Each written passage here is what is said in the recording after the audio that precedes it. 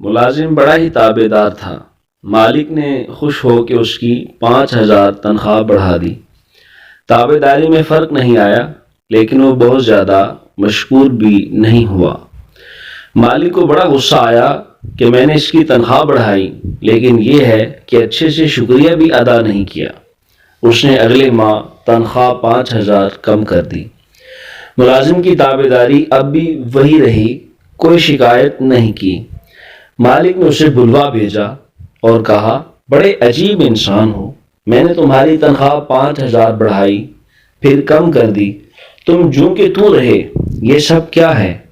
ملازم بولا، آپ نے خود کو رازق سمجھ لیا تھا۔ میرے ہاں بیٹا پیدا ہوا تو اسے اگلے دن آپ نے تنخواہ 5,000 بڑھا دی۔ میں سمجھ گیا کہ جس خالق نے بچہ دیا اسی نے رزق کا انتظام بھی ساتھ ہی کر دیا ہے، سو اسی کا شکریہ ادا کیا۔ پھر جس دن آپ نے تنخواہ کم کر دی اسی دن میری والدہ وفات پا گئیں۔ میں نے جان لیا کہ وہ اپنا رزق اپنے ساتھ لے گئیں، سو تب بھی اللہ کا شکر ادا کر کے مطمئن رہا۔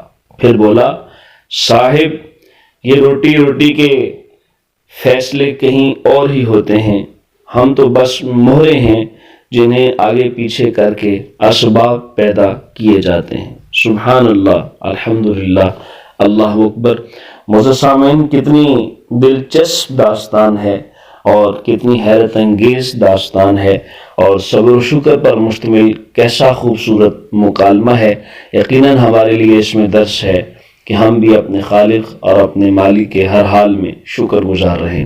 محترم سامعین، اگر آپ کو یہ واقعہ پسند آیا ہے تو ہمارے چینل کو لائک کیجئے، سبسکرائب کیجئے اور ساتھ لگے بیل آئیکن کو دبا دیجئے تاکہ ہر نئی آنے والی ایسی انٹرسٹنگ ویڈیوز آپ تک پہنچتی رہیں۔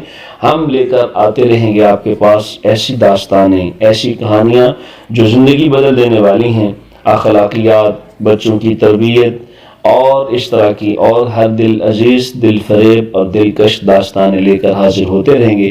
ہمارے چینل کو ضرور سبسکرائب کیجئے۔ فی امان اللہ۔